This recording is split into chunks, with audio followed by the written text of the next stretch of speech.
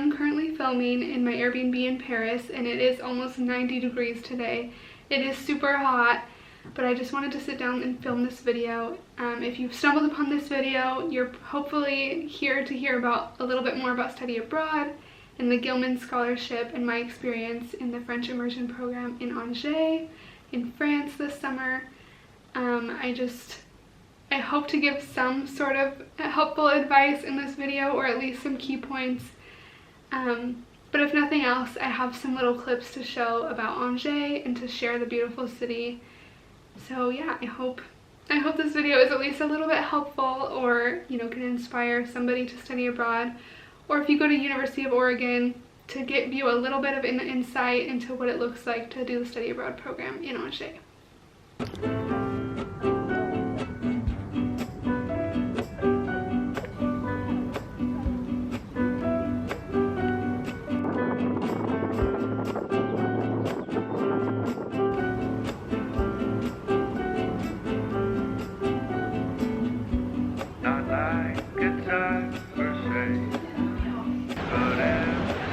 Alright, y'all.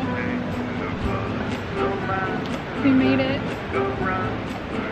to Plage Mala in Mala Beach.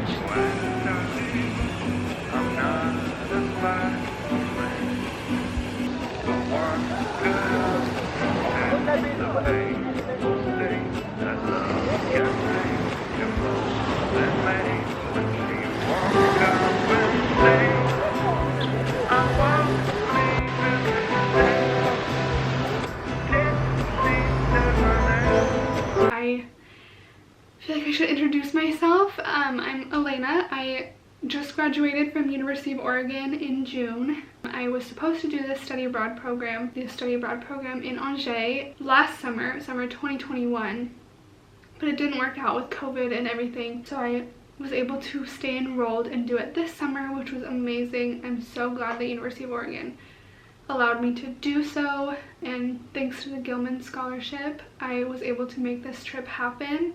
I've been dreaming of study abroad since I can remember. I remember being in 7th, 8th grade in middle school and telling my parents that after I graduated from high school I was going to travel the world. And I was a very ambitious young person, but I just wanted to give a little bit more encouragement about studying abroad in general. I feel like it always seemed to me like it was something that was a little bit too far out of my reach. It was just something that I was never going to get to experience. It was too expensive, and I just wasn't going to make it work, or wasn't going to be able to make it work. And then when I got to college, I was exploring it a little bit more, but it was still really expensive, and the timing, it was hard to find the right time. And then the pandemic hit, and then I had applied to the Gilman Scholarship and scholarships from my school and heard back, and I was so excited to be a Gilman recipient and to be able to see this dream become somewhat of a reality. And then this year, finally, things were put into fruition and it became a reality. And I think sometimes it doesn't feel real even still to this day, but I don't want anyone to ever feel like it is too far out of their reach. I think, coming from me being a person from a low-income family and a person that is almost entirely financially independent, it was really scary. And I can imagine there are more students out there in a similar position that have just ruled out study abroad. But thanks to things like the Gilman Scholarship, it can become something that's attainable for everyone. And so I want to encourage everyone to try and apply, put your heart into this, even if it seems a little bit scary. I think that the application process is the scariest part, and after that it can be so much fun to plan and to prepare for.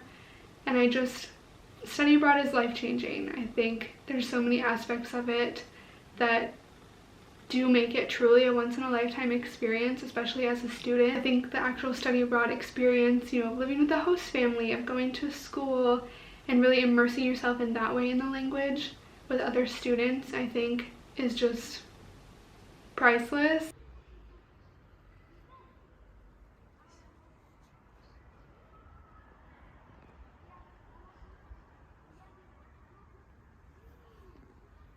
Alright, it is yet again another sweltering hot day in France. There's been like a massive heat wave this week. It's been like 100 degrees, and staying cold is, is a challenge when you're used to air conditioning. But I walked through this lovely park that reminds me so much of Oregon and of Eugene. There's so many pine trees, and it just smells so good. And it's early enough in the morning that it actually feels good to be outside. But there's this chateau in the middle. It's the Parc du Pin, and it's so lovely. I can't recommend it enough. It's just like a simple little park, but I come here all the time to picnic or, you know, just go on a little stroll, and it's in between my homestay and the university, so it's like a fun little walk home every day.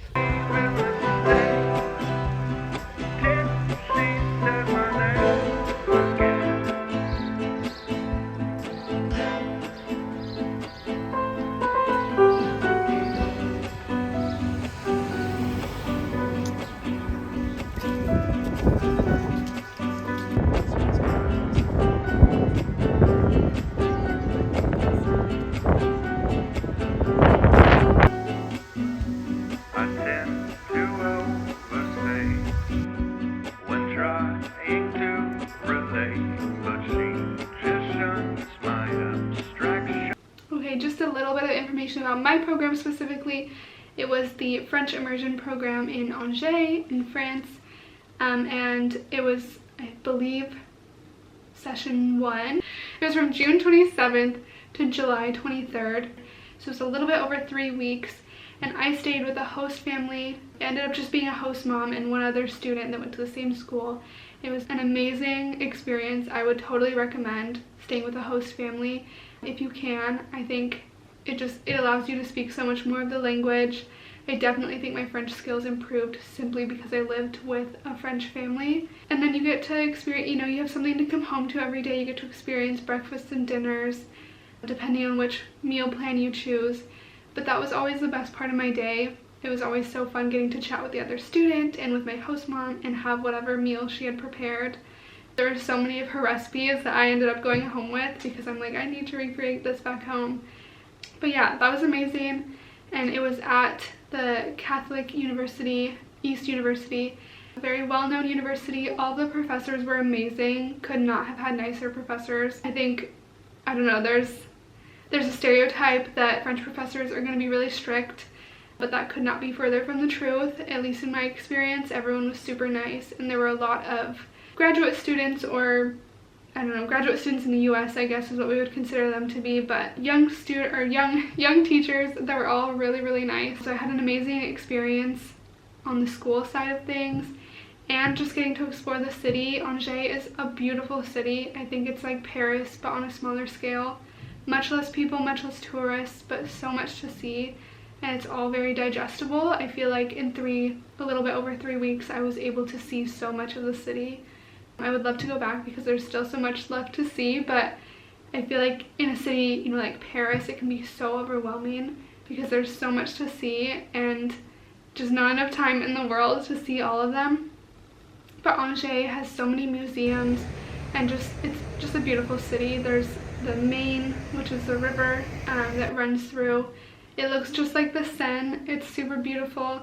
There's so many chateaus everywhere, and this program, at least on the University of Oregon side, I know some schools were a little bit different, but you got to pick 2 major excursions. I believe there were some smaller ones and you could mix and match, but I chose to do 2 of the larger excursions, which was the Chateau de Loire, which was some of the major chateaus in the Maine de Loire area in France, that region that Angers is in, and then the other one was to see Mount Saint Michel, both of which were beautiful, and I have some clips that I'll like insert throughout. But yeah, I mean, having the school to take you on these excursions is super helpful. You learn so much as they're telling you about the history, and you're riding the bus with them and doing everything together. It can be a lot less overwhelming than just doing these things by yourself. There were still a lot of things that I wanted to see, like Normandy I didn't end up getting to see, but I would love to see that one day and definitely plan on going.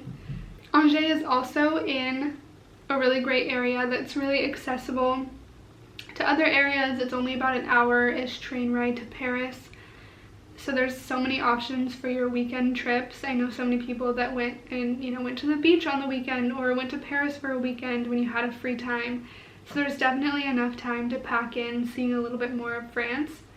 For me, I was able to arrive a little bit early before the program and stay a little bit late, which is why I'm in Paris now, which is super amazing. I just want to note that study abroad right now is still in such an interesting time because we're still going through the pandemic, the COVID-19 pandemic, and there's new things happening in the world all the time that kind of pose a threat to the possibility of study abroad, or that seem like they're going to pose a really large threat to being able to enjoy your time abroad. And I just wanted to say that the Gilman Scholarship and the Gilman program itself has been so immensely helpful in sending out email recommendations. You have to sign up for the STEP program, which allows the embassy, you notify the embassy where you're going and at home that you'll be traveling, and so you get emails all the time with different updates if there's something dangerous in the area or something to keep in mind. And that was super helpful. That definitely kept me at ease and kept my family back home at ease. So there's a lot of little things like that that really made the Gilman Scholarship even more appealing.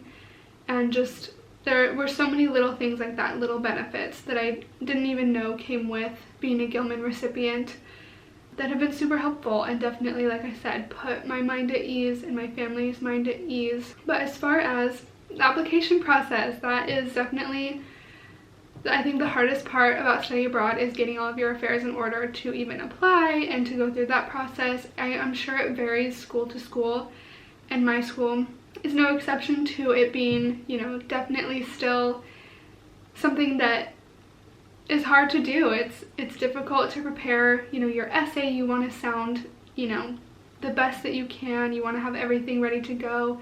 And it was hard for me to answer the Gilman questions at first. I think, when you're so excited about something, obviously you want it to be perfect, and there's a lot of resources out there. My school specifically offered being able to look at other students' essays, but also having access to an advisor to help read through your essay and help you kind of strengthen it. So that was immensely helpful. I'm sure every school has some sort of resource like that, and I would definitely recommend that. I feel like sometimes I have a tendency to want to do things just on my own and not ask for advisor help, but on this one, I had to do it. I had to make sure everything was perfect. It was also a strange year to apply in the end of 2020, early 2021 for the Gilman Scholarship, and then I had to reapply in this past fall 2021, to be able to do it in the summer, just with deferments and stuff not really playing out as I had hoped. But there's definitely ways and resources to go about it that make the experience of applying much easier. I also really appreciated that at the end, once you're on the recipient side, when you are going to put in all your information for study abroad, they make you fill out so many details so that they know exactly where you're going to be. Makes you feel really safe and really well taken care of. And so I don't know, I want to encourage anyone, no matter what, even if you think you don't have a shot at being a Gilman recipient, to apply. I think it's an amazing scholarship, and I am super grateful for it because, like I said, I wouldn't have been able to do the study abroad program if it wasn't for the Gilman Scholarship. So for me, it was really important to apply to scholarships like this one and scholarships from my school. Yeah, that's accessible, that I think deters a lot of people from study abroad, and the price is definitely one of those things. For me, that was definitely the number one factor of whether or not I was going to be able to make this happen, was whether or not I could afford it. And again, because of the Gilman Scholarship and the scholarships from my school, I was able to make this happen. I have been able to do this study abroad program if it was not for the Gilman Scholarship and scholarships from University of Oregon. And so this video is to show a little bit about study abroad in Angers, but also to kind of go over how you can make study abroad doable for you, because it definitely changed me for the rest of my life. There are definitely a bunch of things that I hold near and dear to my heart now and that I will carry with me for the rest of my life, including, my French language skills that have definitely improved through living with a host family, but also being actually in France and using the language every day. But it's just, you get to experience a new life and actually get to live somewhere. I think being able to be settled in one spot for, you know, a few weeks rather than traveling, you know, as more of a tourist, which is still amazing and you will still learn so much. I have definitely done that after the program ended, but I think actually being able to be settled somewhere in a home and get to have a routine every day, I think you're just so immersed in the local culture and you learn so much from that and how everyone goes about their day and their different routines. And to get to go to your favorite, you know, bakery every day. I found a bakery close to my host mom's apartment, and I went there so often that eventually the people that worked there started recognizing me, and that was really special. I think like those are memories that I will have forever. And so I know I wouldn't have been able to do that without study abroad and actually, you know, being that immersed in a local area.